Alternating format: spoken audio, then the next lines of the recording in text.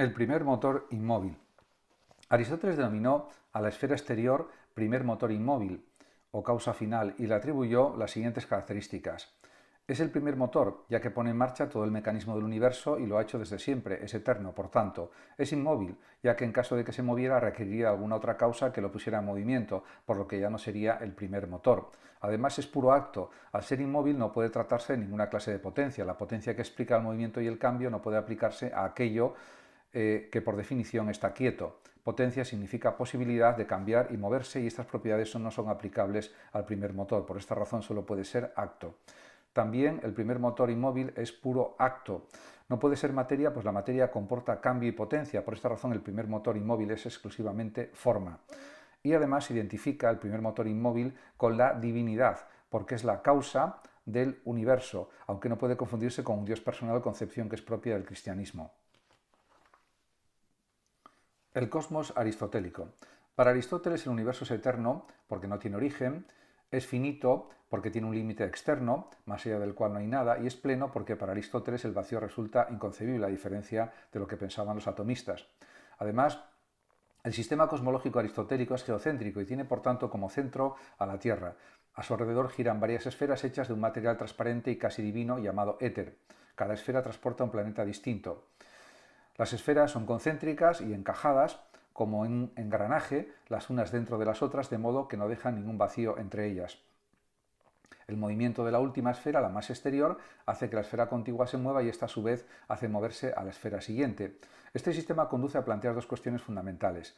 Primera, ¿qué pone en funcionamiento este mecanismo? La respuesta aristotélica hace referencia al primer motor inmóvil. Y la segunda, la distinción entre el mundo supralunar, el sistema de esferas, y el mundo sublunar, que es la Tierra y que tiene montañas, valles, etc. La concepción teleológica y finalista de la naturaleza de Aristóteles se opone indudablemente al mecanicismo defendido por filósofos como Demócrito y Leucipo.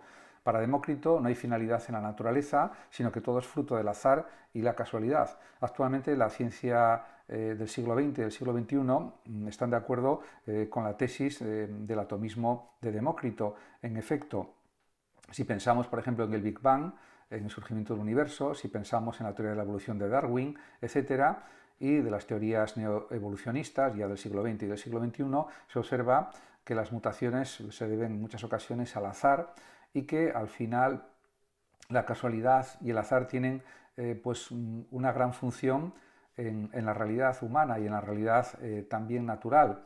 Lamentablemente, podríamos decir, quizás o no. En cualquier caso, estos planteamientos de Aristóteles han quedado superados por el avance de la ciencia actual. Causa final y teleología en Aristóteles. La causa final es una de las nociones fundamentales en la visión aristotélica del mundo y da lugar a una concepción teleológica. Telos en griego significa fin o propósito. Para Aristóteles, todo movimiento o cambio, tanto en la conducta humana como en la naturaleza, tiende hacia un fin. El movimiento de una piedra al caer por una ladera, el cambio que sufre una semilla para convertirse en planta, o las razones por las que una persona se decanta por una acción determinada, tienen una finalidad. El ser humano, según Aristóteles, actúa según unas intenciones y busca la consecución de un fin determinado. La naturaleza, a diferencia del ser humano, no tiene intenciones, pero sí tiene un fin, según Aristóteles. Tanto los seres inertes como los seres vivos, según él, tienden a un fin. El fin que se encuentra en la naturaleza se identifica con la forma y la materia es el medio para alcanzar dicho fin. En los seres vivos, según Aristóteles, la finalidad se observa en todas sus acciones y facetas. Esto es discutible desde el punto de vista de la ciencia actual. Las causas, según el Estagirita. Aristóteles distinguió 4 maneras diferentes de responder a la pregunta ¿por qué ocurre algo? Es decir, estableció la existencia de 4 causas. Causa material se refiere a la materia de la que está hecha un objeto o ser vivo. Causa formal se refiere a la forma y consiste en establecer la esencia o definición de la sustancia. Causa eficiente se refiere al agente productor de un objeto, de su movimiento. En relación con la acción humana, la causa eficiente de una estatua es el artista y la causa eficiente de los hijos son los padres. Y causa final, que significa el para qué. Se refiere al objetivo, al final, al que tiende un objeto. Por ejemplo, la causa final de una vasija es que sirva para contener algo.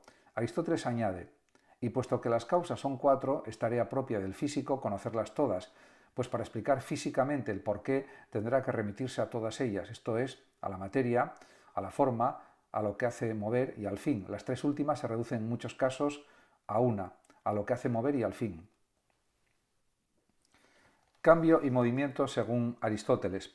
Aristóteles afirma que en todo cambio se pasa de un estado a su opuesto. Por ejemplo, cuando un ignorante se convierte en sabio. Según Aristóteles, cuando se produce un cambio intervienen tres factores.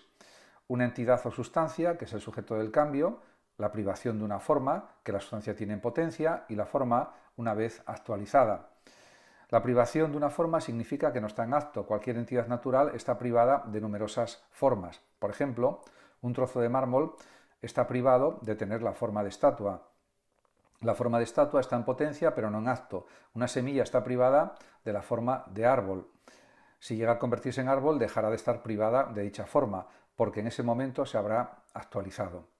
El cambio y el movimiento se producen cuando se actualiza algún atributo de los que una sustancia está privado, pero que tiene en potencia. Los cambios siempre se producen entre dos extremos, en los que uno es la privación del otro. Acto y potencia. Aristóteles se pregunta por la esencia de la naturaleza y la respuesta se limita a dos posibilidades, o bien es forma o bien es materia. Se denomina potencia a todas las posibilidades de realización que se encuentran inscritas en la sustancia. Los actos, en cambio, son aquellas posibilidades que se han realizado, o sea, que han llegado a ser realidades. El acto es, por tanto, la actualización de alguna facultad o característica que una sustancia tenía en potencia. Por ejemplo, una semilla es un árbol en potencia y un trozo de mármol es una estatua en potencia. Podemos decir, por tanto, que Aristóteles considera que es la forma la esencia de la naturaleza. La naturaleza es acto, es real y está presente porque ha llegado a tener una forma determinada. Sin embargo, la materia por sí sola no puede explicar los cambios y los movimientos. Es pura posibilidad, es potencia. Para Aristóteles, las realidades naturales son acto y a la vez son potencia, porque existen los cambios. Las ciencias naturales o la física de Aristóteles. No hay que olvidar que el concepto griego physis significa naturaleza y a veces se traduce también por física. Las ciencias naturales son las ciencias teóricas que estudian la naturaleza. Aristóteles define naturaleza como el principio interno de movimiento o cambio que se produce en las realidades naturales e incluye tanto a los seres inertes como a los seres vivos. Aristóteles distingue tres tipos de cambio. Respecto al lugar, es el movimiento en el que se pasa de un lugar a otro. Respecto al crecimiento o decrecimiento, los seres vivos como las plantas no se mueven de lugar, pero sin embargo tienen un principio interior de cambio por el que pasan de ser semilla a convertirse, por ejemplo, en árbol. Y por alteración, se refiere a los cambios que se producen respecto a algunas cualidades. Por ejemplo, el estudio produce un cambio en la cualidad al pasar de la ignorancia al saber. Además de las realidades naturales, Aristóteles reconoce la existencia de otros dos tipos de realidades: artificiales, que han sido confeccionadas por los seres humanos, y divinas, que identifica con los cuerpos celestes.